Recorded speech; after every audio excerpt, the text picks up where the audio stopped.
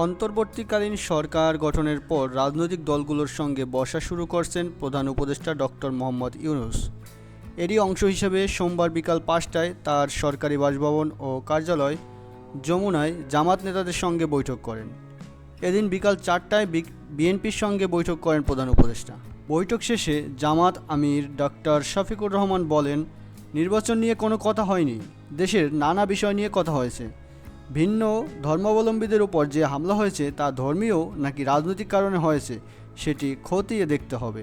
ধর্মীয় কারণে হয়েছে বলে চালিয়ে দেওয়া যাবে না, রাজনৈতিক কারণেও হয়েছে। বিষয়গুলো নিয়ে এখনও ষড়যন্ত্র চলছে। জামাতকে নিষিদ্ধ করার বিষয়ে কোনো কথা হয়েছে কি না এ প্রসঙ্গে জামাত আমির বলেন, এ নিয়ে কথা হয়নি, এখানে দলীয় কথা বলতে আসিনি। তবে কেউ নিষিদ্ধ করলেই আমরা নিষিদ্ধ হয়ে যাই না, তারা ভুল কাজ করেছে যার মাসুল দেশবাসীকে দিতে হচ্ছে। ডক্টর মোহাম্মদ ইউনূস অন্তর্বর্তী সরকারের প্রধান উপদেষ্টা হিসেবে দায়িত্ব নেওয়ার পর রাজনৈতিক দলগুলোর মধ্যে আজ থেকে বৈঠক শুরু করেছেন।